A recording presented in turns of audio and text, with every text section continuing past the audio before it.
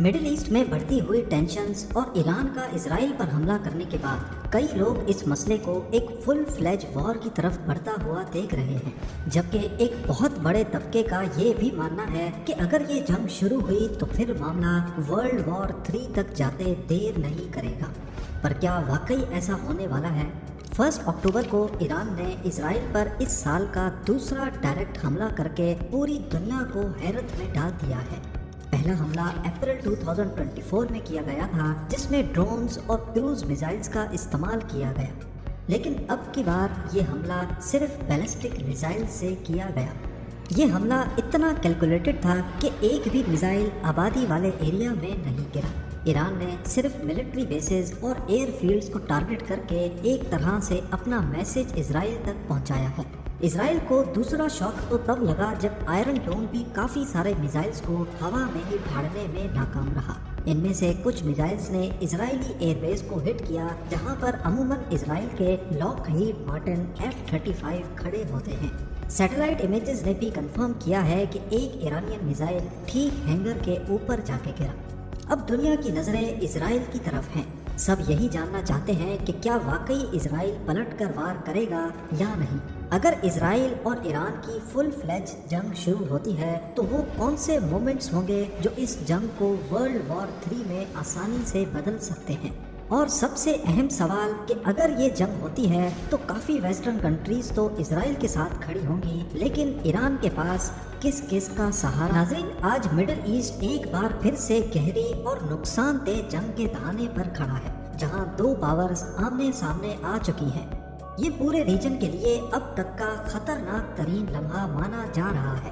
دونوں پاورز جو پچھلے 45 سالوں سے انڈائریکٹلی لڑتی آئی ہیں، اب فیس ٹو فیس آ چکی ہیں۔ اسرائیلی prime minister Benjamin Netanyahu نے ایران کو 180 بیلسٹک میزائلز فائر کرنے پر جواب دیا ہے کہ حساب تو ضرور دینا ہوگا۔ اسرائیلی ملٹری نے بھی کہا ہے کہ ایران کو پلٹ کر جواب ضرور دیا جائے گا۔ حملہ کب، کہاں اور کس لیول کا ہوگا، یہ فیصلہ اب اسرائیلی گورنمنٹ کرے گی۔ پچھلی بار جب اپریل 2024 میں ایران نے اسرائیل پر پہلا ڈائریکٹ حملہ کیا تھا تو اس وقت امریکہ نے اسرائیل کو خاموش رہنے کا مشورہ دیا تھا، لیکن اس بار وہ خاموشی نہیں ہے جیسی پچھلی بار کی۔ اس بار اسرائیل کا آئرن ڈوم کافی حد تک فیل ہوتا دکھائی دیا، لیکن آخر کروڑوں ڈالرز خرچ کرنے کے باوجود بھی ایسا ہو کیسے گیا؟ اسرائیل کا آئرن ڈوم ایک ایڈوانسڈ میزائل ڈیفنس سسٹم ہے اور آرٹلری شیلز کو انٹرسیپٹ اور ڈسٹروائے کرنے کے لیے ڈیزائن کیا گیا ہے۔ یہ سسٹم بہت ہی افیکٹو اور ایکوریٹ مانا جاتا ہے۔ آئرن ڈوم کا سکسیس ریٹ 90% سے زیادہ ہے، مطلب یہ سسٹم لانچ ہونے والے راکٹس اور میزائلز میں سے بہت ہائی پرسنٹیج کو انٹرسیپٹ اور ڈسٹروائے کر سکتا ہے۔ آئرن ڈوم آٹومیٹیکلی آئیڈینٹیفائی کرتا ہے کہ کون سے راکٹس پاپولیٹڈ ایریاز یا امپورٹنٹ انفراسٹرکچر کی طرف جا رہے ہیں۔ صرف انہی راکٹس کو ٹارگٹ کیا جاتا ہے تاکہ ریسورسز سیو کیے جا سکیں۔ لیکن فی الحال اس آئرن ڈوم کی کمزوری یہ ہے کہ یہ ایک ساتھ 80 میزائلز کو ہی روک سکتا ہے، اور تبھی ایران نے کیلکولیٹ کرنے کے بعد آئرن ڈوم کی کیپیبلٹی سے 2 ٹائمز زیادہ میزائلز لانچ کیے۔ اسرائیل کی ہسٹری میں دیکھا جائے تو کوئی بھی ایک ایسا ایونٹ نہیں ملتا جس پر انہوں نے اپنے اوپر ہونے والے حملے کا جواب نہ دیا ہو، اسی لیے ایسا لگتا ہے کہ اس بار بھی حملے کا جواب ضرور دیا جائے گا۔ ایون اپریل کے اٹیکس کے جواب میں بھی اسرائیل نے ایران پر جوابی کارروائی کرتے ہوئے اصفہان کی ایئر بیس پر میزائل اٹیک کیا تھا، لیکن وہ ایران کے 170 ڈرونز اور 30 کروز میزائلز کے جواب میں اتنا چھوٹا تھا کہ میڈیا پر اتنا زیادہ ہائی لائٹ نہیں ہوا۔ یہاں تک کہ کئی دنوں تک پتہ ہی نہیں تھا کہ یہ حملہ اسرائیل نے کیا ہے یا کسی اور نے۔ کرنٹ سینیریو میں اسرائیلی پلانرز یہ بحث کر رہے ہوں گے کہ ایران پر کب اور کہاں نہیں بلکہ کتنا سخت وار کرنا ہے۔ دیکھا جائے تو اسرائیل کے پاس 3 ٹارگٹس موجود ہیں۔ پہلا ہے کنونشنل ملٹری اٹیک، جس میں ایران کی ان سائٹس کو ٹارگٹ کیا جا سکتا ہے جہاں سے بیلسٹک میزائلز لانچ ہوئے تھے۔ وہ لانچ پیڈز بھی ہو سکتے ہیں اور کمانڈ اینڈ کنٹرول سینٹرز بھی، اور یہ بھی ممکن ہے کہ اسرائیل پر حملہ پلان کرنے والے کسی ہائی آفیشل کو مروا دیا جائے۔ دوسرا ٹارگٹ ہے اکنامی، یعنی کہ وہ ٹارگٹس جن سے ایران کی اکنامی کو اچھا خاصا نقصان ہو۔ ان ٹارگٹس میں ایران کی آئل فیلڈز بھی ہو سکتی ہیں، پیٹرو کیمیکل یا پاور پلانٹس بھی، یا پھر شپنگ پورٹس بھی ہو سکتے ہیں۔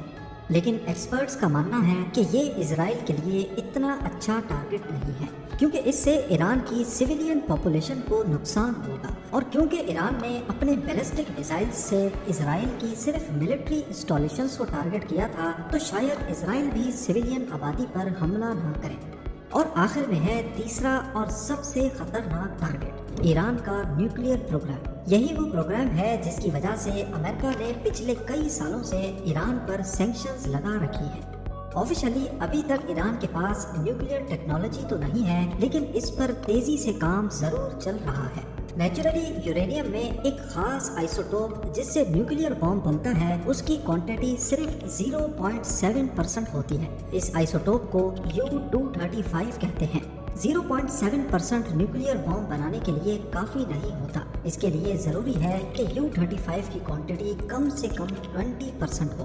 یہ کوانٹٹی بڑھانے کے پروسیس کو یورینیم انریچمنٹ کہا جاتا ہے۔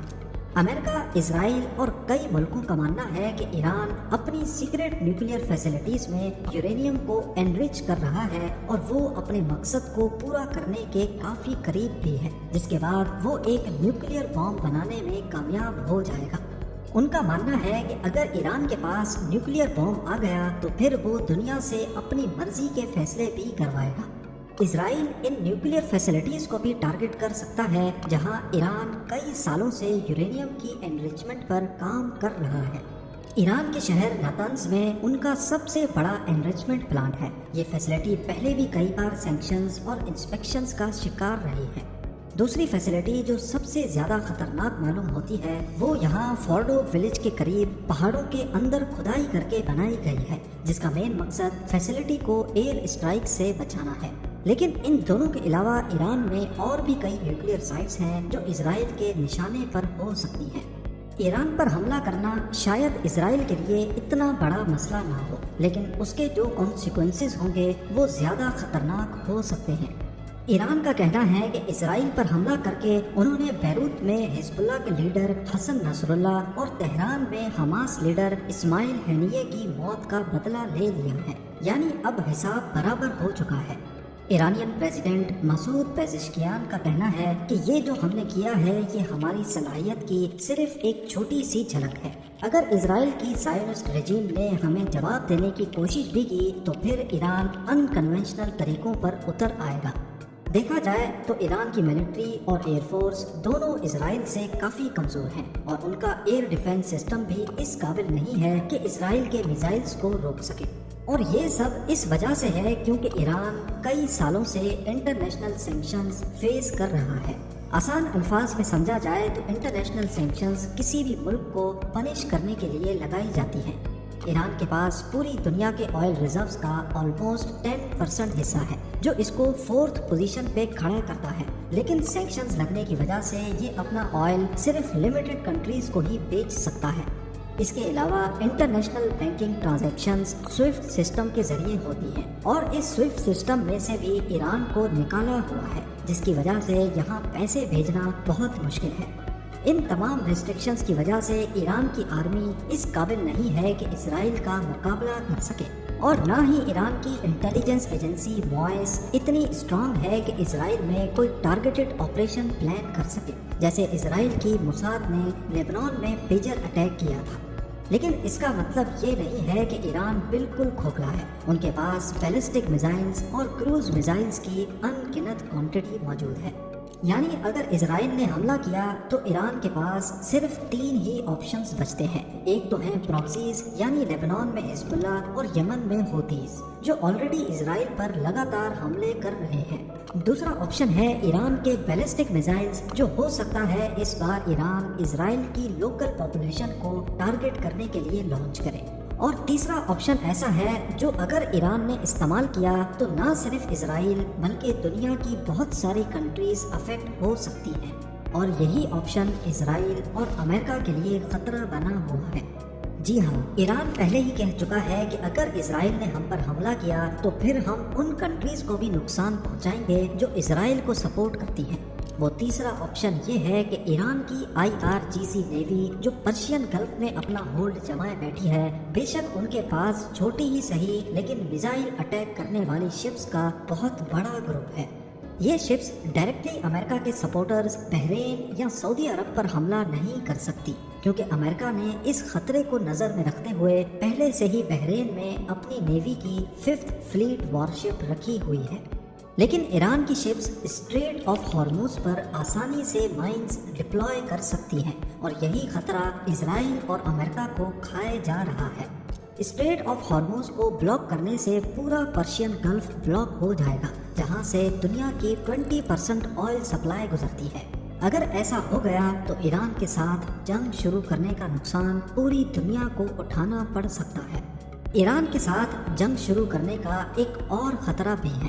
مان لیں کہ اگر اسرائیل، امریکہ اور اس کے الائز نے چاروں طرف سے ایران پر حملہ کر دیا اور اس کی ریٹیلیٹ کرنے کی ساری پاسبلٹیز کو رد کر دیا، تو پھر شروع ہوگی کھلم کھلا جنگ، اور پھر یہ جنگ عام جنگوں سے کافی بڑے پیمانے پر ہوگی۔